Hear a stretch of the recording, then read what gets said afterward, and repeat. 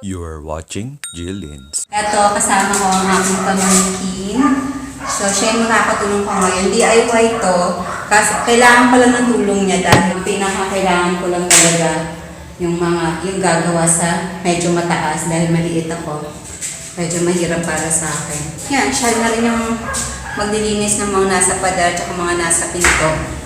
Kasi may mga kinabit na mga thumbtacks, mga hook, tsaka baka may mga itlog pa, ayan, mga stickers, tsaka baka may mga itlog pa ng insekto. So, eto, papatanggal ko rin to, tsaka yung mga pako-pako. So, talagang re-refresh na, parang bagong gawa, pipinturahan natin. Wala si JR yan, kaso busy na yan.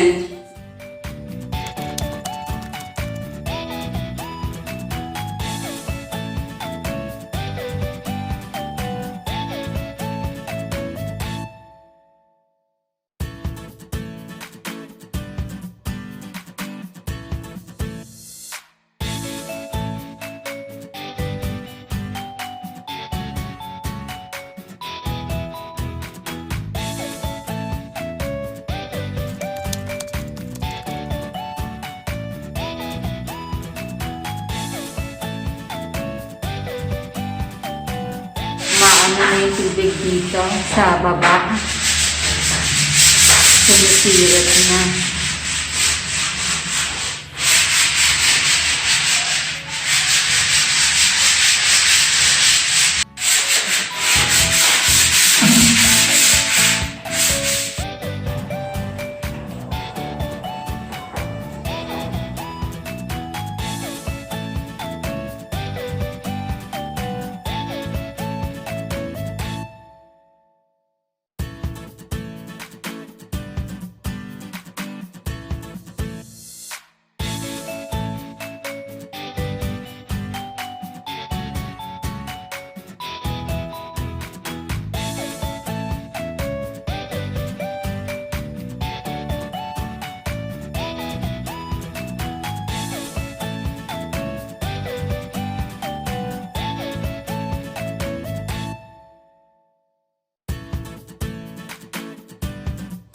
So guys, second coating na to ng white.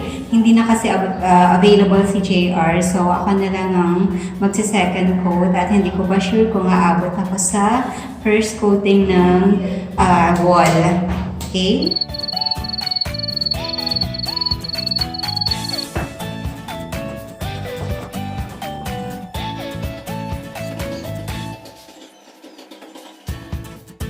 So guys, hindi ko kaya na second coat yung ceiling, masyadong mataas. Wala akong hagdanan, parang table lang na hindi naman stable. So medyo nakakatakot. Ang pipinturahan ko na lang kung ano yung mga abot ko. Kasi medyo delikado kung mahulog ako.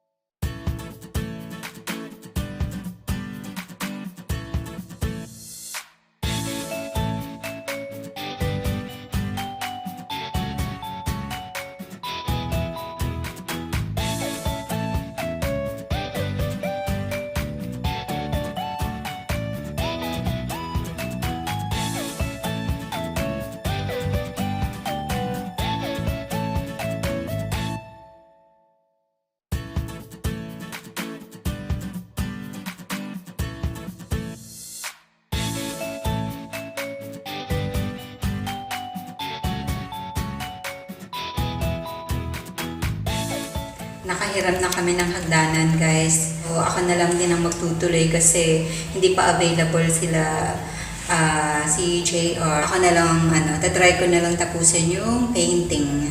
Tsaka kung ano pa yung mga dapat gawin dito. Okay.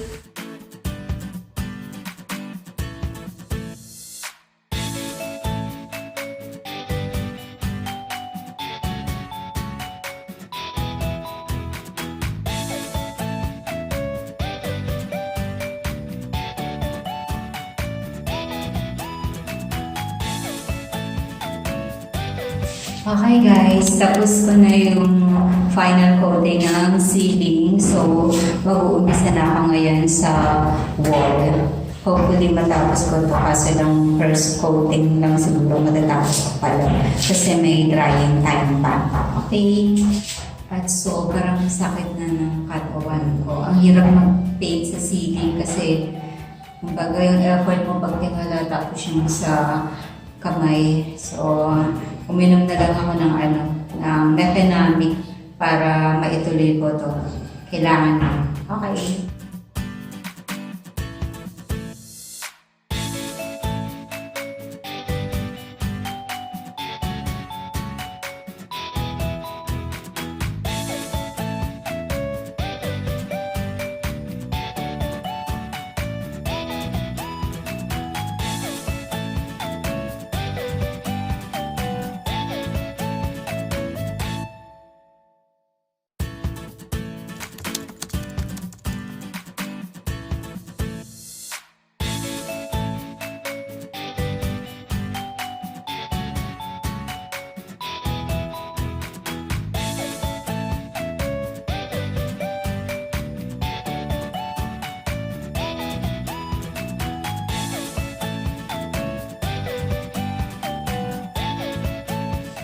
So guys, tapos na tayo sa pagpe-paint kagabi pa. Bale, naka 1 gallon of elastomeric gray paint tayo sa wall and 1 gallon elastomeric white paint sa ceiling. Bale yung 1 gallon, para daw yun sa 20 to 25 square meters. Kaso hindi ko alam kung sa first coat or 1 coat lang yun kasi 12 square meters tong room, tapos nakadalawang coat ako. So, malamang 1 coating lang yung 20 to 25 square meters. Kaso, mukhang hindi sapat yun kasi mukhang dapat triple coating or 3 coats kasi medyo sa wall, kita pa rin yung old paint. Sa ceiling, walang problema kasi dati naman siyang white na pinatungan ko lang ng white ulit. So, okay siya. Pero yung sa wall, halata yung dating color. Anyway, mas okay na rin yan. Hindi ko na dinagdagan pa yung paint para sakto na lang din. Isa pa, medyo malinis na rin naman tingnan kaysa naman yung sa dati. Tsaka may shade of gray pa rin naman. So, ayun, mas okay na yan. Tapos, bale, hindi nga lang niya ganong napatungan kasi pag elastomeric daw, medyo papatungan yung mga hairline cracks sa wall. Pero since siguro kung 3 coatings ang ginawa, ganun ang mangyayari. Since 2 coatings lang tayo, medyo hindi siya napatungan. So, eto na yung final product ng ating painting.